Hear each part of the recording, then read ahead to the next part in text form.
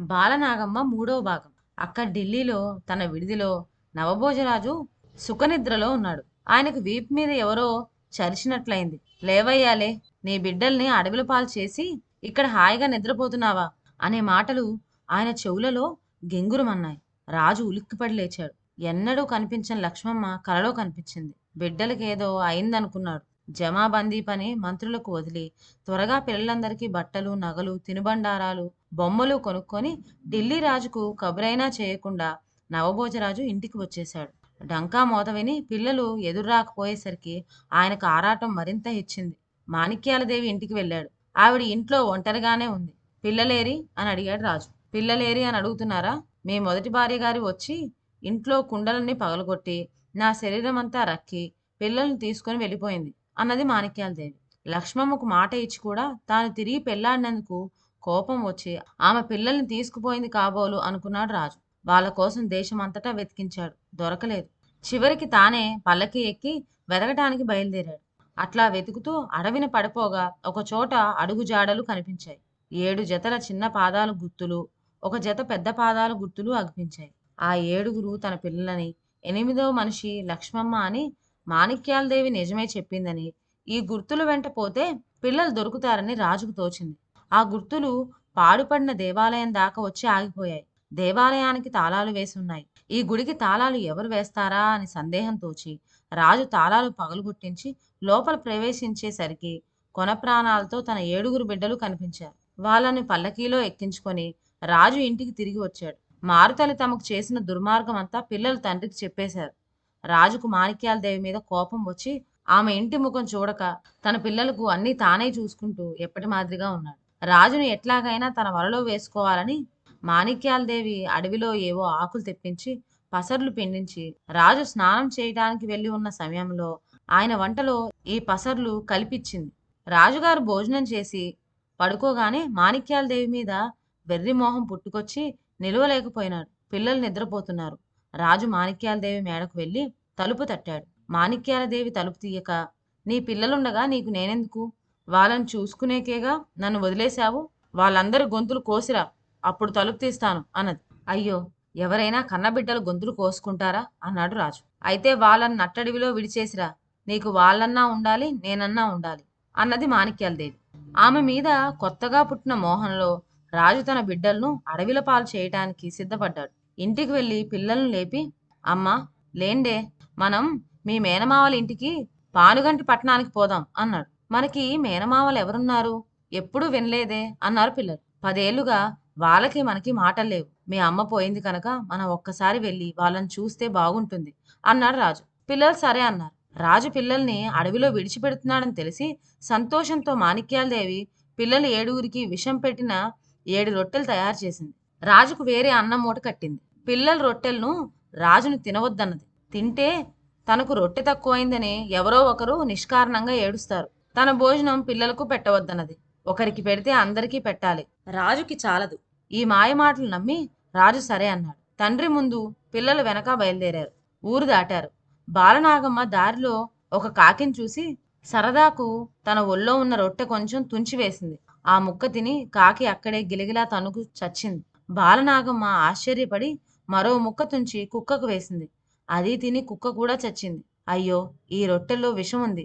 ఇవి తింటే మనం చస్తాం. ఎక్కడన్నా పారేస్తే ఇతర జంతువులు తిని చస్తాయి. ఆ పాపం మనకు చుట్టుకుంటుంది.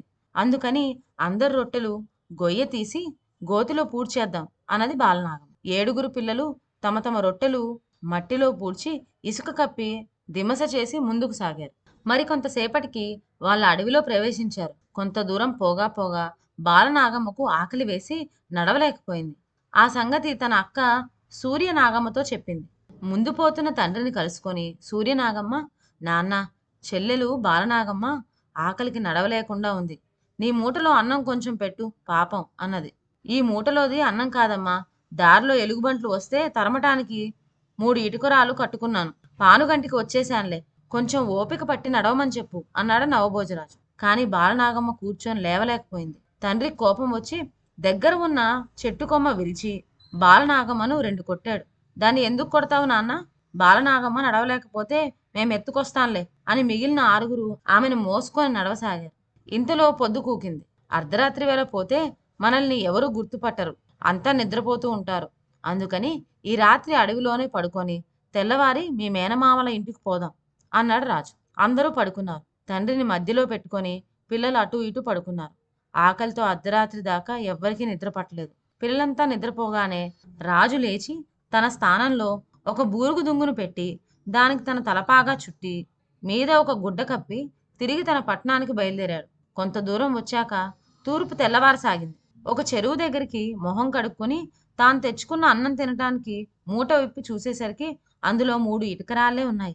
ఎంత పాపకరముని, పిల్లలకైనా పెట్టకపోతిని అనుకుంటూ రాజు ఇంటికి తిరిగిపోయి పిల్లలను మరిచి మాణిక్యాల దేవితో సుఖాల్లో ఒలలాడసాగాడు. ఇక ఆడపిల్లలు తెల్లవారుతూనే లేచారు. తండ్రిని పిలిచారు, పలకలేదు. తట్టి లేపారు. తండ్రి బదులు బూరుగు దొంగ ఉండటం చూశారు.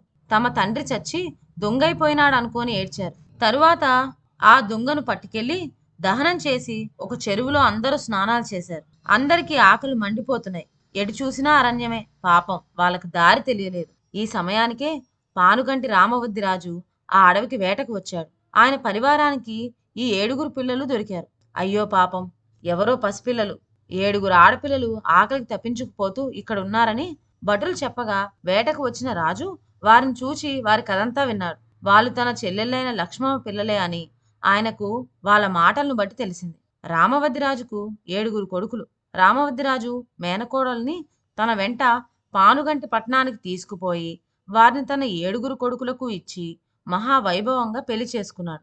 అందరిలోనూ ఆఖరివాడైన కార్యవద్దిరాజుకు బాలనాగమ్మని ఇచ్చారు. ఈ సమయానికే నవభోజరాజుకు చెడ్డ రోజులు వచ్చాయి. జమాబందీకి వచ్చినవాడు తనను చూడకుండా కిస్తీ చెల్లించకుండా తిరిగి వెళ్ళిపోయాడని ఢిల్లీ పాదుషాకు కోపం వచ్చింది. సైన్యుల్ని పంపి నవభోజరాజు ఆస్తి జప్తు చేయించాడు. ఆయనను ప్రభుత్వం నుంచి తీసివేశాడు. మాణిక్యాల దేవితో పాటు నవభోజరాజుకు ఇల్లు వాకిలి లేకుండా పోయింది. కొంతకాలం పాటు వారు వీరు తిండి పెట్టారు. నవభోజరాజు పాదుషాకు ఎన్నో అర్జీలు పంపాడు గాని పాదుషా వాటి కేసు చూడలేదు. మన రోజులు బాగాలేవు, ఏలిన ఊళ్ళో కూల్ చేసుకోలేము, ఎక్కడికైనా వెళ్ళిపోదాం అన్నాడు నవభోజరాజు భార్యతో. ఇద్దరూ అడవిన పడి పానుగంటికి చేరారు.